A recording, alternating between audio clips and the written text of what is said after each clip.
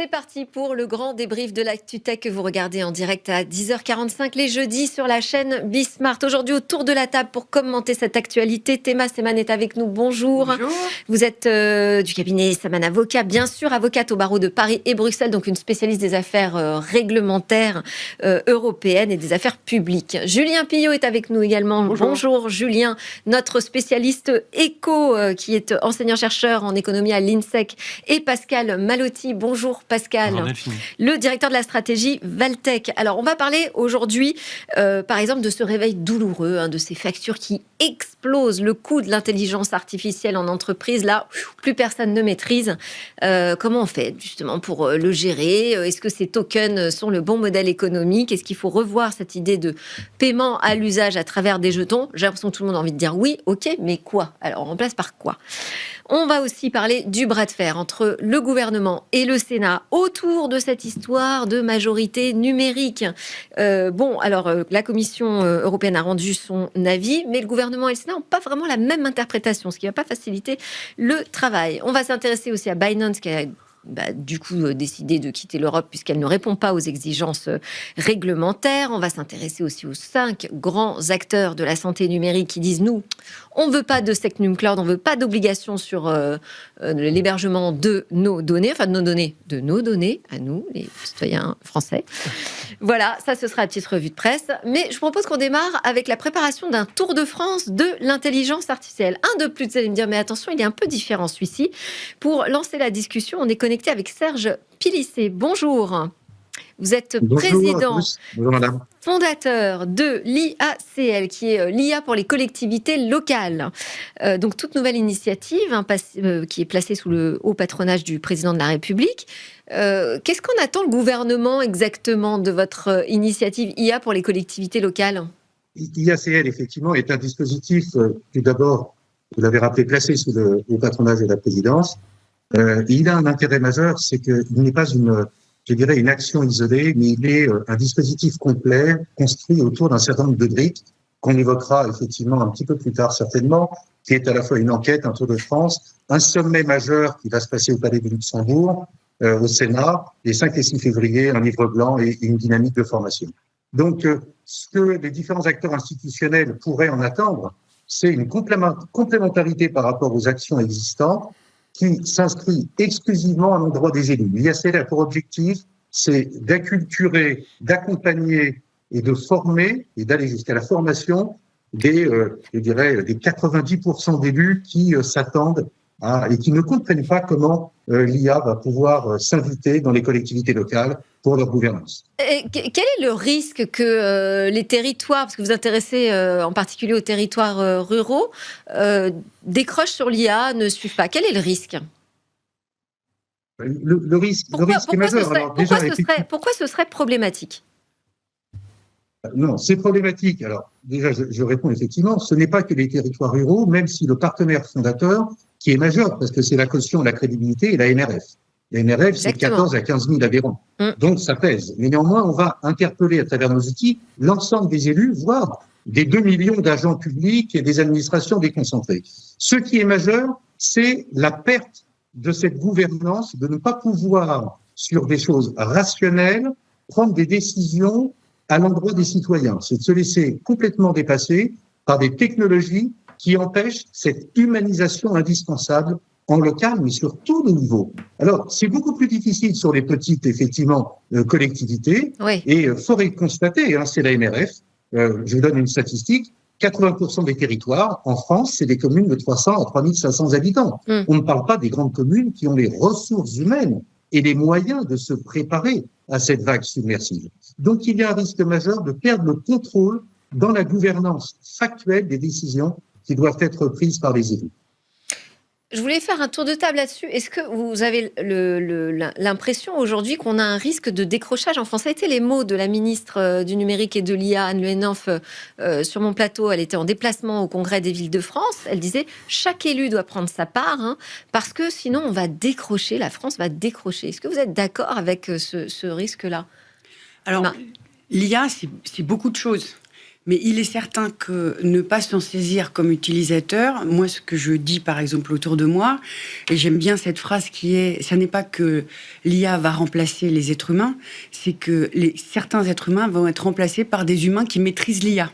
Donc c'est vraiment, mais c'est le message que je vous ai d'ailleurs délivré aussi la dernière fois. Absolument. Il faut s'en saisir, le comprendre, l'utiliser, parce que c'est des outils, ce sont des outils de productivité, ce sont des outils d'intelligence. On doit faire très attention à ce qu'ils ne prennent pas le contrôle sur nous, mais donc du coup il faut les comprendre et les utiliser au mieux pour faire un humain augmenté quelque part, plutôt que d'en avoir peur. Après, pour Madame Le Henenff, il y a quand même une responsabilité des autorités publiques d'accompagner ce processus au lieu de taper. Là, on en parlait. Il vaut mieux les incentives que la sanction ou le bâton. On dit c'est pas bien, vous n'êtes pas les bons élèves de la classe. Ça fait peur à un certain nombre de gens. C'est pas non plus ce qu'elle a dit, parce que on a pas diffusé tout son discours. Bien sûr. Non, simplement elle sensibilisait en leur disant c'est un sujet important, c'est un sujet de gouvernance, vous devez vous en emparer parce que sinon on va décrocher. Moi, c'est cette question du décrochage. Vous avez l'impression qu'on est à un moment comme ça charnière de bascule, Pascal? Moi, je pense que c'est pas un sujet d'acculturation dont on a besoin, c'est un sujet d'industrialisation. Donc voilà, il faut piloter en effet cette transformation. Mais pour ça, il faut des plateformes. C'est pas en faisant un tour de France et en ayant tout le monde dans le peloton sans véritables échappées qu'on réussira à transformer l'essai. Donc, on le sait, Madame la secrétaire de mairie va utiliser ChatGPT le matin et l'après-midi au bureau municipal, on va parler de souveraineté numérique. En un mot, ça devient le shadow IT de la République, la transformation IA des territoires. Donc, il faut savoir comment on équipe ces mairies, puisque je crois que c'est quand même c'est un tiers de la population et c'est 80-90% en effet des communes en France. Ah oui. Une réaction là-dessus, Serge, sur l'importance aussi d'avoir la politique industrielle qui suit, pas simplement acculturer, sensibiliser, mais voilà, aussi sensibiliser à prendre les bons outils et donc mettre en avant ces outils-là. Vous allez faire ce tour de France avec des entreprises tech françaises? Alors, effectivement, ma réponse tout à l'heure était un peu réductrice parce que c'était en partie sur le début du Tour de France. Le Tour de France a deux objectifs. Pour moi, je maintiens quand même que l'acculturation de 80% des élus est une obligation parce qu'ils ne comprendront pas ce qu'on essaiera potentiellement de leur vendre. Oui. Et je pense que c'est absolument nécessaire et c'est pas un gros mot non plus de dire que nos champions français, que nous allons interpeller pour présenter des solutions, que ces champions soient petits, moyens ou beaucoup plus grands comme un certain nombre d'entreprises publiques qui ont des solutions positives à proposer et à vendre, faut dire le mot, aux collectivités, quelle que soit la taille. Nous allons essayer de renforcer cet espace de confiance entre la compréhension en amont et le fait de l'appropriation et de la bonne utilisation, pour qu'il y ait un espace, je dirais, de confiance et une dynamique positive entre une passerelle, je dirais, davantage plus forte. Et effectivement, on va pousser cela. On aura, je l'espère, une vingtaine ou 25 partenaires avec le travail. On va se faire aider. On va se reposer sur le cercle French Tech, sur un certain nombre de missions qu'ont fait la BPI et autres partenaires institutionnels, parce qu'il ne s'agit pas pour nous d'inventer ou de réinventer des choses. Il y a tout un tas de choses positives qui sont faites, mais on va mettre ce travail et essayer effectivement de créer ce ciment de confiance qui, aujourd'hui, pour ma part, avec beaucoup d'humilité, n'existe pas véritablement, même à l'endroit, en tout cas à l'endroit des petites collectivités, qu'elles soient rurales, de plaine ou de montagne. Une réaction, Julien? Juste d'un mot, il y a un terme qui, à mon sens, n'a pas été prononcé, c'est le terme de formation, parce que l'acculturation toute seule est insuffisante. Évidemment, il faut l'industrialisation, tu l'as dit, mais il faut aussi la formation. Parce que l'acculturation, c'est quoi? Ça veut dire, ceci est un outil, ceci est un ballon de foot, et ça sert à jouer au foot avec. Mais il suffit de regarder le mondial actuellement pour se rendre compte que tout le monde n'est pas Mbappé, tout le monde n'est pas Haaland, et tout le monde n'est pas Lionel Messi. Donc si on veut pas décrocher, on a besoin d'avoir des Messi, des Mbappé et des Haaland qui vont former les futurs. Messi, Haaland et Mbappé. L'enjeu, il est là, et c'est un enjeu de formation. Mais si je peux me permettre, ça existe quand même. Hein. Là, les offres de formation, les entreprises qui mettent en place toute une série de séminaires, de présentations régulières auprès de leurs collaborateurs. Enfin, et puis il y a les écoles Simplon aussi. Oui, non, ça ne veut pas dire que enfin, ça n'existe pas. Oui, il y a hein. déjà des initiatives. Mais c'est un peu ma question, Serge, c'est comment est-ce que vous arrivez à vous insérer dans tous les dispositifs qui existent déjà, finalement? Écoutez, la première réponse, il y a plusieurs sujets importants qui viennent d'être évoqués. Je vais essayer de faire une petite synthèse. Faites très court, s'il vous plaît. Hein. Pas une synthèse. Oui, tout à fait. La première chose, c'est que ISL, c'est un dispositif qui commence par une enquête sur 34 800 élus et 2 millions de personnes, d'agents publics et déconcentrés. C'est intéressant. Ensuite, c'est effectivement un tour de France de 15 à 20 étapes. Après, c'est un sommet au Palais du Luxembourg. Ensuite, c'est un livre blanc de restitution sur ce que nous aurons entendu et sur les statistiques qui viendront directement de cette enquête et des rencontres humaines, parce que c'est important d'humaniser les relations. Et vous l'avez dit, monsieur, pardon, je n'ai pas retenu votre nom et votre prénom. La dernière brique, c'est la formation. Et tout ça dans un concept, je dirais, un peu phonétique, qui a plus qu'à. Au départ, il n'y a plus qu'à vous écouter pour l'enquête. Le Tour de France, il n'y a plus qu'à vous rencontrer. Il n'y a plus qu'à vous expliquer pour le sommet. Et à la formation, il n'y a plus qu'à vous former. Madame Taiman, je crois, vous disiez qu'effectivement, vous avez raison, il existe des dispositifs de formation. Mais fort est de constater, je ne suis pas moi un organisme agréé, mais un certain nombre de modules ne sont pas adaptés. Or là, on sait, c'est pas un gros mot, qu'il y a une manne énorme sur ce qu'on appelle le DIF, le droit individuel à la formation. Donc il faut mieux les orienter pour mieux les former et que la gouvernance soit plus sereine et peut-être humaine, autant que faire se peut, évidemment. Merci. De toute façon, on a besoin de plein d'initiatives. Enfin, on est quand même tous d'accord. C'est ce que j'allais dire. Ouais. Arrêtons d'être français et penser que ça va venir en top-down. Ouais. C'est pour parler en français. Exactement. Merci Serge Pilisser d'avoir été avec nous pour ouvrir ce grand débrief de l'ActuTech. Je rappelle que vous êtes le président fondateur de l'IACL, donc l'IA pour les collectivités locales. Merci. Nous, on va s'intéresser maintenant au coût de l'appropriation de l'IA, puisqu'on a d'un côté des injonctions à les entreprises de faire leur transformation, non plus numérique, mais de l'intelligence artificielle, adopter l'IA agentique. Et puis de l'autre, on commence à voir ces grandes organisations qui disent « Oui, alors il faudrait peut-être freiner un petit peu là sur les usages, parce que les tokens, ça commence à bien faire, ça coûte une fortune. » En tout cas, on a l'impression que les entreprises ont du mal à mesurer et à prévoir quelles seront les dépenses sur ces outils d'IA générative. Alors, commentaire de l'économiste là-dessus. Ce modèle économique du token, il va s'essouffler, non ? Parce que c'est ce qu'on entend beaucoup aux États-Unis aujourd'hui. On entend même Palantir, d'ailleurs, nous parler de l'aberration des tokens et tout ça. Est-ce que ça va s'essouffler, non ? Tant que l'essentiel des coûts de production de l'intelligence seront variables et non fixes, et donc dépendront clairement de l'énergie appelée pour pouvoir délivrer les calculs nécessaires pour avoir une réponse adaptée à la sortie, il n'y a pas de raison de sortir du modèle de token. Et donc, pour les entreprises utilisatrices, dans un modèle de business à business, la question qui revient en filigrane, c'est la question de la productivité. Il s'agit pour ces entreprises-là de transformer un centre de coût en quelque chose qui soit rentable. Et là, on est sur un processus de test and learn, de découverte, où les entreprises apprennent à utiliser l'IA, elles se rendent compte que parfois elles l'utilisent bien, parfois elles l'utilisent mal, et puis parfois, effectivement, ça leur coûte extrêmement cher, avec des résultats qui ne sont pas au rendez-vous. La question, c'est de savoir stop ou encore.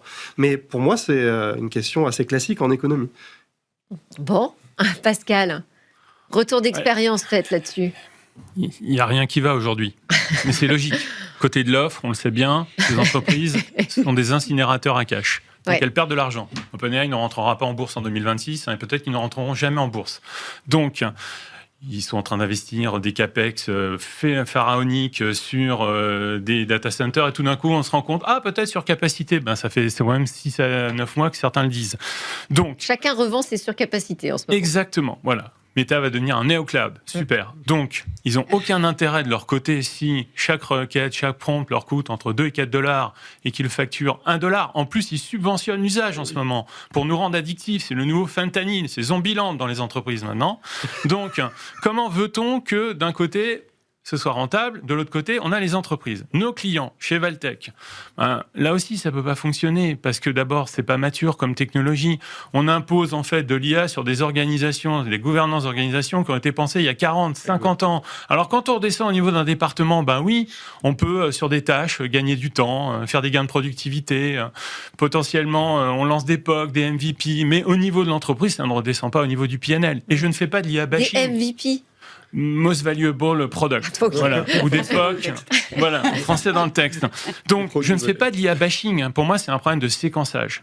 Voilà. Les entreprises qui vont créer de la valeur ne sont pas celles qui vont remplacer les humains par des agents.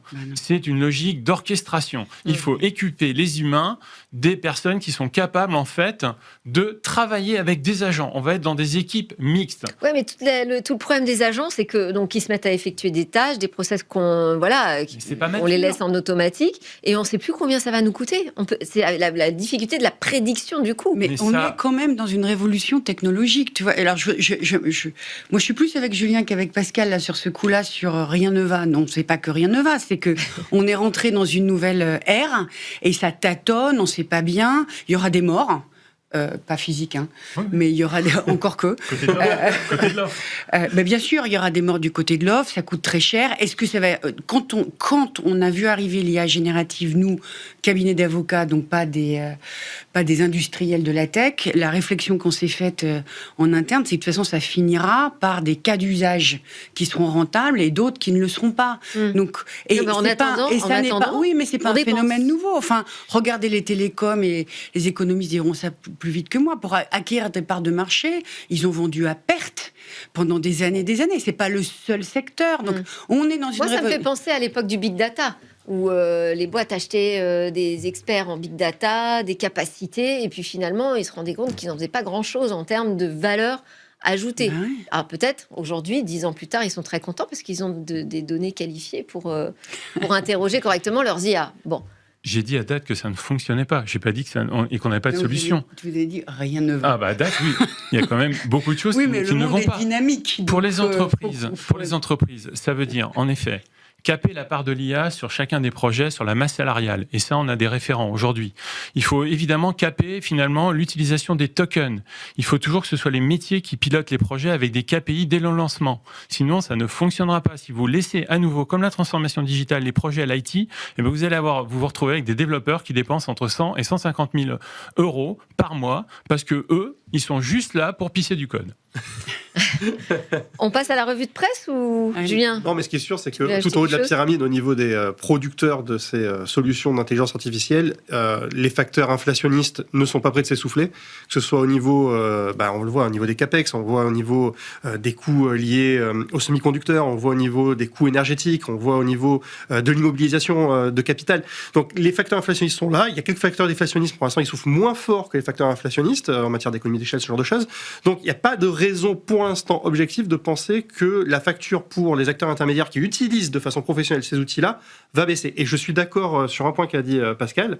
D'ailleurs, on va publier avec Jean-Baptiste Crétez à la rentrée un papier qui tend à le démontrer, que l'IA qui arriverait de façon plaquée dans des organisations qui sont mal organisées, qui sont dysfonctionnelles, en fait, ne va pas résoudre les problèmes, mais au contraire, les amplifier, les problèmes de l'organisation. Et c'est rendez-vous à la rentrée, on en parlera. Mais même si c'est fonctionnel, si c'est pas orchestré, c'est comme l'ensemble du numérique, ça se plaque pas. Ça s'intègre dans une stratégie d'organisation, de gouvernance. Déjà être fonctionnel pour réussir à l'intégrer de cette façon. Sans doute. Et puis il faut bien choisir ses modèles. On n'a peut-être pas tous besoin d'interroger des grands modèles de langage. Voilà. Enfin, ça s'apprend aussi. Quand même. Voilà. En effet. Exactement. Allez, on passe à la revue de presse. On va citer Ouest France, 2 articles de Ouest France. Le premier, c'était un entretien avec la ministre Anne Le Hénauf sur la majorité numérique à 15 ans, qui nous disait idéalement, ça devrait s'appliquer dès la rentrée scolaire. Puis le deuxième, alors c'est sur toujours cette interdiction des réseaux sociaux. Bruxelles appelle la France à revoir sa copie. Ah, bah mince. Et je voulais vous citer un 3e article, c'est une revue de presse chargée pour ce sujet. Là, ça date d'aujourd'hui ou hier, je sais plus, c'est Libé qui parlait de l'interdiction des réseaux sociaux pour les moins de 15 ans, avec ce bras de fer qui se poursuit entre le Sénat et le gouvernement. Alors moi, j'ai assisté au briefing presse du cabinet d'Anne Le Hénanf. La ministre retient surtout que la France est habilitée à agir pour imposer une majorité numérique et à 15 ans si elle le souhaite, et estime que le calendrier de mise en œuvre, entrée en vigueur en septembre, il est toujours tenable. Mais derrière, quand même, il y a ce communiqué du Sénat qui dit « Ah oui, mais alors attendez, vous n'êtes pas d'accord sur les listes noires. Vous dites que la Commission n'autorise pas l'Arcom à créer des listes noires. On n'est pas du tout d'accord avec cette interprétation. Nous, on estime que les listes noires, c'est possible. Simplement, c'est le rôle de l'Arcom qui est à repenser. » Comment on va se sortir de ce sujet ? Est-ce que vous croyez à cette application en septembre d'une interdiction des réseaux sociaux au moins de 15 ans en France? Alors, peut-être pour revenir un peu sur les contradictions qui, en fait, n'en sont pas. Parce que qu'est-ce que dit la Commission européenne ? Elle dit, vous avez le droit, les États membres ont parfaitement le droit d'établir un âge d'accès sur les plateformes. En revanche, faites attention que dans les dispositions, et notamment les fonctionnalités problématiques, c'est une compétence de l'Union européenne, de la Commission européenne. Donc, à nouveau, on est dans un système d'orchestration. Ils sont tous d'accord. La question n'est pas le si, la question est le comment. Et donc, sur les listes noires, la Commission... Parce que c'est important cette histoire de liste noire, parce qu'on interdit tous les réseaux sociaux, ça veut dire quoi, lesquels ? Alors, la Commission a dit, il y a une définition au sein du DSA et du DMA. Est-ce qu'on s'en tient à cette définition, ou est-ce qu'on a la possibilité, comme le dit le Sénat, de créer notre liste noire? Alors, ce que dit la Commission sur le sujet, c'est si vous créez votre liste noire, est-ce que d'abord c'est une bonne idée? Parce que c'est quand même mieux qu'on ait un texte qui s'applique sur l'ensemble de l'Europe. C'est un service numérique, donc on va pas tous parce que nous on va faire notre liste noire, puis vous allez voir la Pologne, la Hongrie ou le Luxembourg. Enfin, c'est un côté un peu absurde. Donc, mais par contre, c'est une interprétation de l'avocate là. Non, c'est logique. Non, mais c'est pas ce qu'écrit la Commission, juste. Alors, ce que dit la Commission, c'est vous pouvez faire une liste noire si vous voulez, mais vous devez nous la renvoyer pour qu'on regarde si elle est compatible avec l'ensemble du texte, à nouveau orchestration, pour qu'il puisse être mis en œuvre. Parce que l'interprétation, non seulement de la tech, mais de l'avocate, mais aussi d'une pratiquante, c'est quand même, vous pouvez faire une liste noire en France, bon courage pour la faire appliquer dans l'Union européenne. Ça n'a pas beaucoup de sens. Et quand on voit aujourd'hui que une des problèmes qu'on a sur les dysfonctionnements ou sur les effets collatéraux des plateformes dans toute une série de sujets n'est pas une question textuelle, mais une question de mise en œuvre, parce que c'est compliqué et qu'on est un peu débordé, c'est plutôt intelligent d'arriver à s'orchestrer de manière à ce que ça fonctionne correctement. Donc le Sénat et le gouvernement en ont, personne n'a tort. La question est une question de timing. D'ailleurs, le sujet vient depuis bien en amont sur si je peux me permettre une petite pique. Le sujet était tellement populaire que tout le monde a voulu en devenir le porte-parole et que du coup, ils ont fait des textes qui sont rentrés dedans pour pouvoir exister et venir en parler devant votre caméra. Exact. Mais s'ils pouvaient se mettre d'accord, parce que sur le fond, il n'y a pas de désaccord, on pourrait avancer un peu mieux sur ce sujet. Pascal. On peut comprendre. Je ne pense pas que l'Union européenne soit contre la protection des mineurs. Ils disent juste, en effet, n'ayons pas 27 systèmes de protection des mineurs au sein de l'Europe. Bon, pour la France, le paradoxe est cruel. On a voulu la DSA, on a coécrit la DSA, et aujourd'hui, on a un cadre, et on est en train de se dire, oh là là, mais c'est encadrant le cadre. Comment va-t-on faire? Voilà. On revient toujours au même sujet entre l'Europe et la France, et l'alignement des positions. On n'a pas le droit d'avoir nos petites subtilités, nous, les Français. Mais si. Mais dans le cadre d'un cadre commun. Bien sûr que si. Non, mais tout ce qui a été dit est parfaitement juste. Et à la fois, il y a une usine à gaz administrative qu'il faut justement désamorcer, parce que derrière, elle est génératrice d'inefficience, d'insatisfaction et de coûts. Il y a une usine à gaz potentielle au niveau des usages. Un réseau social qui serait interdit en France pourrait l'être pour être autorisé ailleurs en Europe. Il y a donc coût d'information qui est colossal pour l'utilisateur. Donc en vérité, il n'y a rien d'efficient. Chaque État membre choisit sa majorité numérique. Donc de toute façon, liste noire ou pas liste noire, ce cas de figure existera. C'est déjà une inefficience, mais de toute façon... la règle du pays émetteur qui est l'État compétent pour faire respecter la règle. Donc, alors après, il faut que l'Arcom aille voir l'État membre dans lequel siège la plateforme ou le site. C'est ça. Mais de toute façon, le fait de vouloir interdire l'accès à ces réseaux sociaux est complètement contre-productif. J'en suis très souvent expliqué sur ce plateau, parce que dans ce cas-là, on se dit où est-ce qu'on s'arrête? Pourquoi interdire les réseaux sociaux et pas l'utilisation de l'intelligence artificielle, par exemple? Ah, mais il va peut-être falloir s'en occuper. Et puis finalement, pourquoi ne pas s'arrêter aux jeux vidéo, à la musique, tout ce qui peut être subversif et en vérité peut provoquer des troubles chez les mineurs qui ont déjà des difficultés à l'origine. Donc en vérité, non, je crois qu'aujourd'hui on a déjà des mécanismes juridiques qui permettent de protéger les personnes qui ont besoin de l'être et de sanctionner ceux qui doivent l'être. Et je ne crois pas que passer par des interdictions, des censures, etc. soit efficient ni d'un point de vue sociétal, ni d'un point de vue économique. Pour moi, tout ça, c'est surtout la démonstration effectivement qu'on perd du temps avec ces sujets et qu'on se crée des problèmes supplémentaires avec l'histoire de vérification d'âge en plus. Allez, on enchaîne avec Alan Doctolib. Ça, c'est dans les Échos, le ras-le-bol des acteurs innovants de la santé contre le gouvernement sur le cloud souverain. En fait, ils ont signé une lettre, 5 scale-up dans le numérique en santé, estimant que le gouvernement érigeait le label Secnum Cloud en totem de la souveraineté, alors qu'il y avait d'autres moyens de vérifier quel était le niveau de risque de chaque entreprise sur leur protection des données. Alors, Allez, je fais parler l'avocate en priorité, parce qu'on n'a plus beaucoup de temps. Je voudrais juste revenir sur ce que vous avez dit au point de départ. Les acteurs que vous citez, ils sont bien entendu soumis à des règles sur l'hébergement des données de santé. Oui, alors, hébergement des données de santé n'est pas soumis au Secnum Cloud et Non, donc n'a pas à être à l'abri de toute loi extraterritoriale. C'est là-dessus qu'il se... Alors, que le Secnum Cloud devienne une obligation. Deux choses. Je pense que la première chose sur laquelle ils s'inquiètent, c'est d'avoir une double certification au lieu d'avoir... À nous, ils sont soumis à une certification qui s'appelle le HDS, Absolument. Qui est extrêmement rigoureux, qui était bien en amont du Secnum Cloud et qui protège les données de santé avec la spécificité des données de santé. Non, mais ont-ils raison de ne pas vouloir être soumis à une deuxième certification? Bah oui. Oui. Ah oui. D'accord. On érige encore une fois la souveraineté en totem, mais alors que ça devrait être un outil. On ne protège pas les données par des labels, on les protège par des infrastructures. Julien? Ah non, j'ai rien à ajouter. Ouais.